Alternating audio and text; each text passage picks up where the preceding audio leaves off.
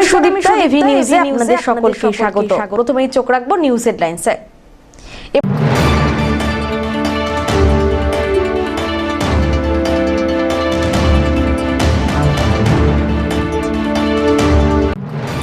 জমি জটের কারণে আটকে জলপাইগুড়ি রবীন্দ্র ভবনের অ্যাপ্রোচ রোড, উদ্বেগহীন পৌরসভা।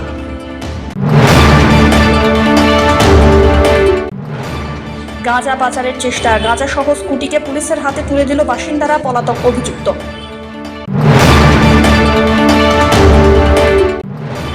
পুনরায় উদ্ধার বিরল প্রজাতির কচ্ছপ, সংরক্ষিত করতেই তুলে দেওয়া হলো বন দপ্তরের হাতে।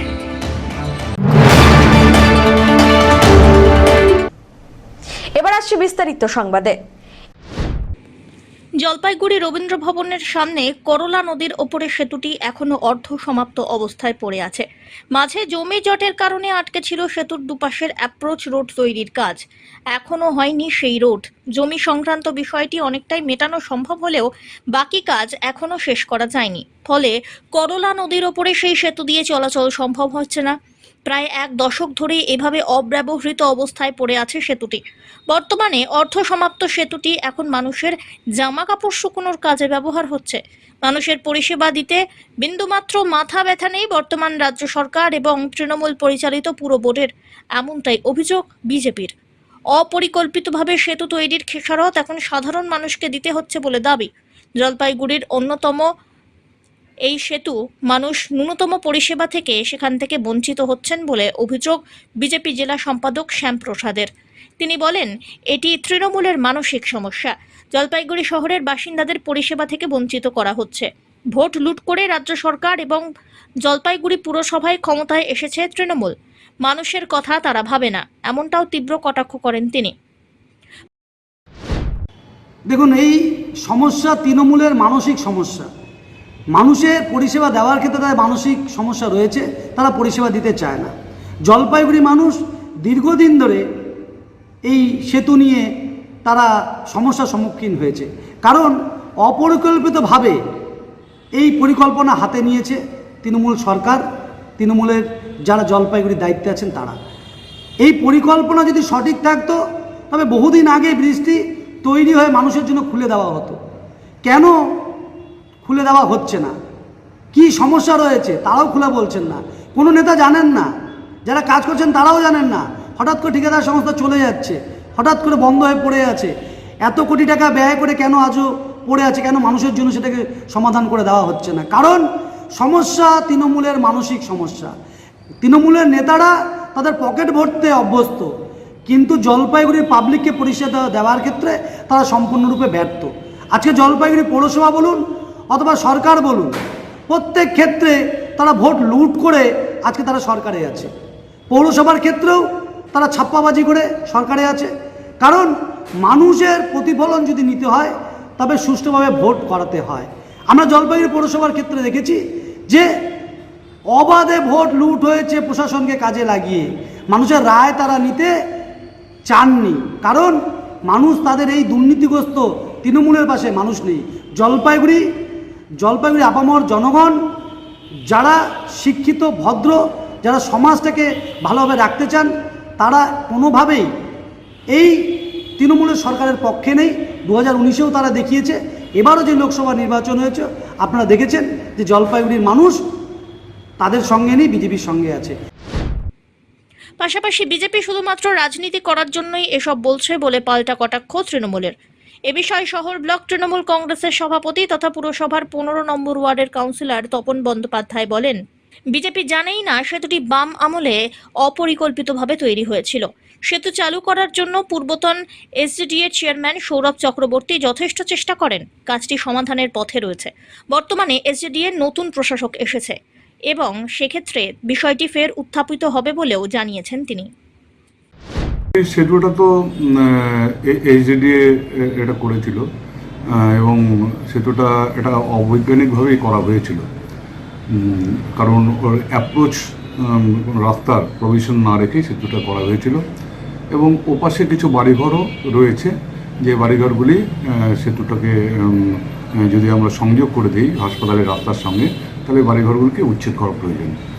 তো আমরা জোর করে সেটা করতে পারতাম, কিন্তু যেহেতু আমরা আমাদের মানবিক সরকার, মানবিক মুখ্যমন্ত্রী কখনই কারো উচ্ছেদের পক্ষে নয়, তাই আমরা তাদের সাথে বিভিন্ন সময় আলোচনা করেছি এবং আলোচনা করে তাদেরকে অন্যত্র শিফট করার একটা ব্যবস্থা হয়েছিল এবং এইচডিডিএ তৎকালীন চেয়ারম্যান সৌরভ চক্রবর্তী এই ব্যাপারে উদ্যোগ গ্রহণ করেছিল যথেষ্ট আন্তরিকভাবে এবং ব্যবস্থাটা প্রায় অন্তিম পর্যায়ে রয়েছে। এখন এইচডিডিএ নতুন প্রশাসক নিযুক্ত হয়েছেন, তার কাছে আমরা বিষয়টি তুলে ধরব। আমার মনে হয় এই জটটা খুলে যাবে এবং শীঘ্রই এই কাজটা সম্পন্ন করে এইচডিডিএ এই কাজটা সম্পন্ন করবে এবং পৌরসভা এই যাতায়াতের ব্যবস্থা, এই সেতুর উপর দিয়ে যাতায়াতের ব্যবস্থা করতে পারবে এবং ওপাশে যারা নাগরিক রয়েছে তাদেরকেও আমরা অন্যত্র শিফটিংয়ের ব্যবস্থা করতে পারবো। বিজেপি তো রাজনীতির কথা বলছে, কারণ এটা তারা বলছে না যে সেতুটাই তৈরি হয়েছিল একদম অবৈজ্ঞানিকভাবে। এইচডিডিএ করেছিল তৎকালীন সরকার, তৎকালীন এইচডিডিএ যিনি চেয়ারম্যান ছিলেন মাননীয় অশোক ভট্টাচার্য মহাশয়, তার তত্ত্বাবধানে এটা হয়েছিল এবং তিনি অ্যাপ্রোচ রোডের কোনো ব্যবস্থা সংস্থান না করে সেতুটি তৈরি করেছিলেন এবং ওপাশে নাগরিকদের সাথে কথা না বলেও সেতুটি তৈরি হয়েছিল। সেই কারণে আমরা তাদের সাথে আলোচনা করে তাদেরকে উন্নত শিফটিং করে ঘর তৈরি করে শিফটিং করেই আমরা সেতুটি চালু করার পক্ষপাতী ছিলাম। তো সে কারণে তাদের সাথে কথাবার্তা বলা এবং একটা প্রক্রিয়া আছে, এই প্রক্রিয়া সম্পূর্ণ করতে এইচডিডিএ সময় লেগেছে এবং তৎকালীন চেয়ারম্যান এইচডিডিএ সৌরভ চক্রবর্তী বিষয়টা আন্তরিক ছিলেন। বহুবার তিনি এসেছেন, বহুবার নাগরিকদের সাথে কথা বলেছেন, পৌরসভার সাথে কথা বলেছেন, কিন্তু সমস্যাটা প্রায় সমাধানের মুখে। এখন নতুন প্রশাসক এসছেন, তার সাথে আমরা কথা বলবো এবং আমরা মনে করি যে খুব শীঘ্রই সমস্যার সমাধান হতে চলেছে। সব্যসাচী মজুমদারের রিপোর্ট, এভি নিউজ।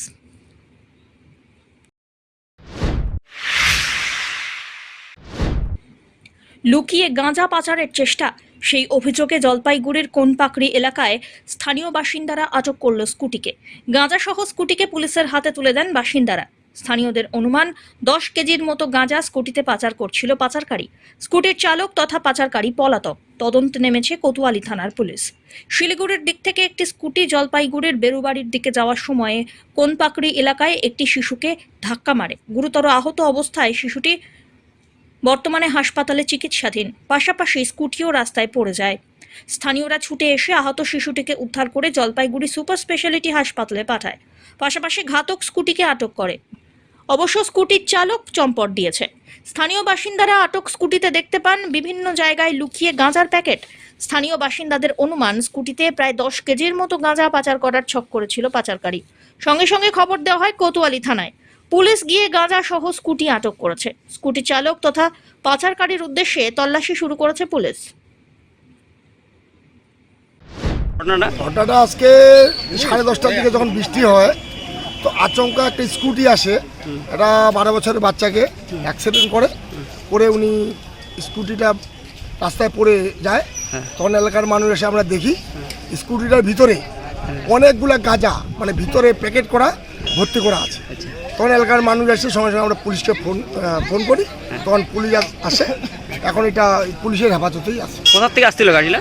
গাড়িটা সম্ভবত শিলিগুড়ির গাড়ি, শিলিগুড়ি থেকে আসতেছিল, বেরুবাড়ি দিয়ে যাচ্ছে। আহত হয়েছে একজন? হ্যাঁ, একটা বাচ্চা খুব আহত, হসপিটালে ভর্তি আছে। উনি এখন অবস্থা খুব খারাপ। আমরা দেখলেন ভিতরে গাঁজা? আমরা পরে গাড়িটা যখন পাল্টে খেয়েছে না, তখন আমরা দেখলাম ওখানে কালো প্লাস্টিকের মুড়া অনেকগুলা গাঁজা, প্রায় আমার তো আইডিয়া অনেক গাঁজা, প্রায় 8-10 কেজি হতে পারে মনে সম্ভবত। আমরা পুলিশকে জানাইছি, পুলিশ সেটা দেখতেছে। পুলিশকে আমরা সবাই সহযোগিতা করতেছি যেন এটা কোনো বিশৃঙ্খলা না হয়। এই এলাকাটার নাম? এই এলাকাটা হচ্ছে কোনপাকড়ি ডাঙ্গাপাড়া। বিলপাড়া থেকে উদ্ধার হলো এক বিরল প্রজাতির কচ্ছপ, আর যাকে ঘিরে তৈরি হয় সাধারণ মানুষের মধ্যে কৌতূহল। এই দিন জলপাইগুড়ি শহর সংলগ্ন বিলপাড়া এলাকায় একটি বাড়ির নালা থেকে কচ্ছপটিকে উদ্ধার করা হয়েছে। এরপরে পরিবেশ প্রেমী সংগঠনের সদস্যদের খবর দেওয়া হয়। এই দিন তারা এসে কচ্ছপটি উদ্ধার করে বন দপ্তরের হাতে তুলে দেওয়ার কথা জানান। জলপাইগুড়িতে বারবার কচ্ছপ উদ্ধারের ঘটনা নিয়ে পরিবেশ প্রেমীরা বলেন, জলপাইগুড়ি এবং সংলগ্ন গ্রামাঞ্চলে নর্দমা ও পুকুরে কচ্ছপের বাসস্থান। বর্তমানে একটি কচ্ছপ উদ্ধার করা সম্ভব হলো। এর আগেও তারা এই কাজ করেছেন বলে জানান। এটা বিলপাড়া এলাকা থেকে রেস্কিউ করা হয়েছিল স্বপন কুমার দেবের বাড়ির থেকে। আমাদের যে ফোন এসেছিলো যে ওনার বাড়িতে কচ্ছপ দেখা গেছে এবং ওনারা রেখে দিয়েছেন একটা বালতিতে, তো আমাদেরকে গিয়ে নিয়ে আসতে বলে। তো আমরা ফোন আসার সঙ্গে সঙ্গে আমরা যাই, গিয়ে কচ্ছপটাকে রেস্কিউ করে আমরা নিয়ে আসি। বনদপ্তরের সাথে কথা হয়েছে, আমরা বনদপ্তরের হাতে এটা কালকে সকালে তুলে দিই। কোথায় কীভাবে উদ্ধার হলো? এটা বিলপাড়া, মানে কি কোথায় কি ছিল? এটা নালাতে যাচ্ছিল, এবার নালাতে যাওয়ার সময় বাড়ির যে ড্রেন আছে, কানেকশন ড্রেন, সেখানে ঢুকে যায়। তো তখন ওরা দেখতে পায়, দেখে ওরা রেস্কিউ করে রাখে এবং আমাদেরকে ফোন করে যখন যে এরকম কচ্ছপটা আছে বাড়িতে নিয়ে যাওয়ার জন্য, তো আমরা যাই, গিয়ে কচ্ছপটাকে। অমিত বণিকের রিপোর্ট, এভি নিউজ।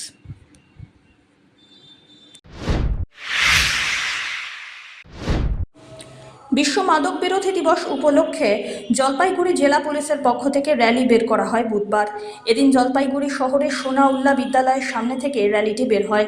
উপস্থিত ছিলেন জলপাইগুড়ি জেলা পুলিশ সুপার খণ্ডেবাহালে উমেশ গণপত সহ অন্যান্য পুলিশ আধিকারিকরা। বিশ্ব মাদক বিরোধী দিবস উপলক্ষে জলপাইগুড়ি শহরে এই র্যালি বেরোলো। পুলিশের সঙ্গে র্যালিতে অংশ নেন বিভিন্ন বিদ্যালয়ের ছাত্রছাত্রী, স্বেচ্ছাসেবী সংগঠনের সদস্য। প্ল্যাকার্ড এবং ব্যানারের মাধ্যমে মাদক সেবন বন্ধ করার জন্য আবেদন জানান পুলিশ আধিকারিকরা। বিশ্ব মাদক বিরোধী দিবস দিনটি পালনের মাধ্যমে শহর জুড়ে সচেতনতামূলক প্রচার করা হয়।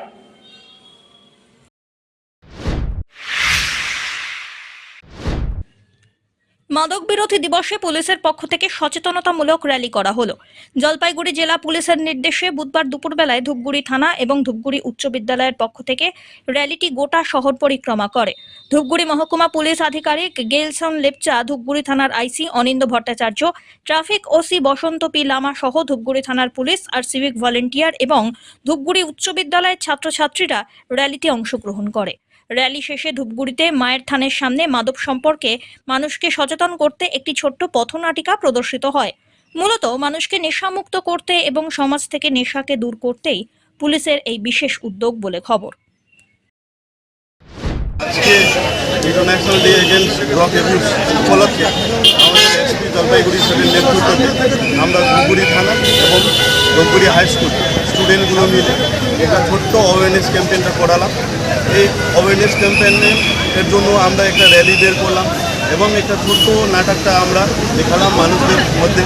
আর আমাদের উদ্দেশ্যটা এটাই আছে কি আমাদের সমাজকে নেশামুক্ত করা আর মানুষ জনগণের মধ্যে একটা সচেতনা করা কি ড্রাগ রিলেটেড কী কী সমস্যা হতে পারে আর আগামী দিনে মানে আমাদের সমাজকে নেশামুক্ত করার জন্য এটা ছোট্ট অভিযান। ধন্যবাদ। ধীমান রায়ের রিপোর্ট, এভি নিউজ।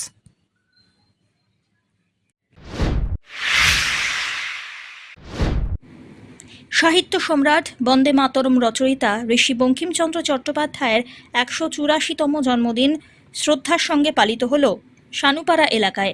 জেলা যুব কংগ্রেস এবং যুব ইন্টাক এবং শিক্ষক দিবস উদযাপন কমিটির যৌথ উদ্যোগে বুধবার বঙ্কিমচন্দ্র চট্টোপাধ্যায়ের প্রতিকৃতিতে মাল্যদান এবং পুষ্পস্তবক অর্পণ করে শ্রদ্ধা জানানো হয়। উপস্থিত ছিলেন জেলা যুব ইন্টাকের সভাপতি তথা স্থানীয় পঞ্চায়েত সদস্য গণেশ ঘোষ, বিশ্বজিৎ গঙ্গোপাধ্যায়, রাখি টোপ্পো, মোহাম্মদ মহবুল, অভিজিৎ মহন্ত প্রমুখ। এদিন ঋষি বঙ্কিমচন্দ্রের জীবন কাহিনী নিয়ে বিস্তারিত আলোচনা করে বক্তব্য রাখলেন কবি পার্থ বন্দ্যোপাধ্যায়। সাহিত্য সম্রাট ও বন্দে মাতরম গানের স্রষ্টা ঋষি শ্রী বঙ্কিমচন্দ্র চট্টোপাধ্যায়ের ১৮৪তম জন্মদিবস আমরা পালন করলাম জলপাইগুড়ি জেলা যুব ইন্টাক ও শিক্ষক দিবস উদযাপন কমিটির যৌথ উদ্যোগে। সব্যসাচী মজুমদারের রিপোর্ট, এভি নিউজ।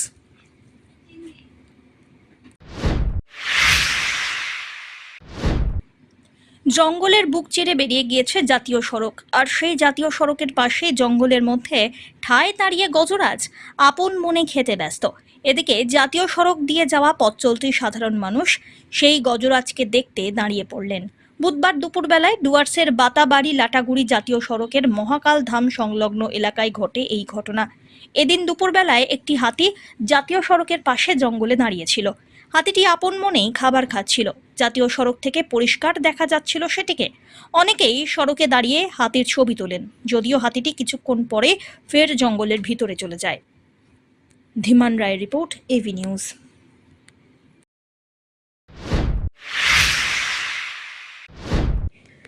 চলন্ত লরিতে আগুন, পথ চলতি মানুষের চিৎকারে মাঝ রাস্তায় দাঁড়িয়ে পড়ল লরি। দাউ দাউ করে জ্বলতে থাকে লরির চাকা। ঘটনার খবর পেয়ে দমকল কেন্দ্রের ইঞ্জিন পৌঁছে নিয়ন্ত্রণে আনে আগুন। মঙ্গলবার রাত্রে ঘটনাটি ঘটেছে ধূপগুড়ি শহরের মিলপাড়া এলাকায়। জানা গিয়েছিল এই দিন একটি লরি বীরপাড়ার দিক থেকে ধূপগুড়ির দিকে আসার পথে বামনী ব্রিজ সংলগ্ন এলাকা থেকে লরির নিচে আগুন লেগে যায়। লরির চালক গাড়ির নিচে আগুন লাগার বিষয়টি বুঝতেই পারেননি। মিলপাড়া এলাকায় পথ চলতি কয়েকজন চলন্ত গাড়িতে আগুন দেখতে পেয়ে লরিটি মাঝ রাস্তাতে দাঁড় করিয়ে দেন। স্থানীয়রা দ্রুতই ধূপগুড়ি দমকল কেন্দ্রে খবর দেয়। ঘটনাস্থলে দমকল কেন্দ্রের একটি ইঞ্জিন পৌঁছে কিছু সময়ের মধ্যে আগুন নিয়ন্ত্রণে আনে। এদিকে মাঝ রাস্তায় লরিতে আগুন লাগার ঘটনায় এশিয়ান হাইওয়ের দুধারে ব্যাপক যানজটের সৃষ্টি হয়। পরবর্তীতে মাঝ রাস্তা থেকে লরিটি সরিয়ে নিলে যানজট স্বাভাবিক হয়। ধীমান রায়ের রিপোর্ট, এভি নিউজ।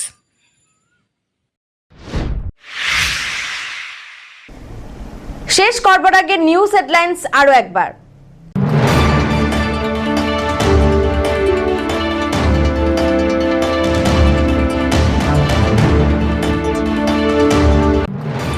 জমি জটের কারণে আটকে জলপাইগুড়ি রবীন্দ্র ভবনের অ্যাপ্রোচ রোড, উদ্বেগহীন পৌরসভা।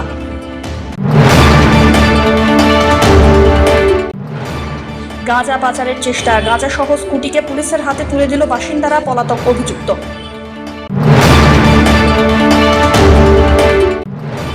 পুনরায় উদ্ধার বিরল প্রজাতির কচ্ছপ, সংরক্ষিত করতেই তুলে দেওয়া হলো বন দপ্তরের হাতে।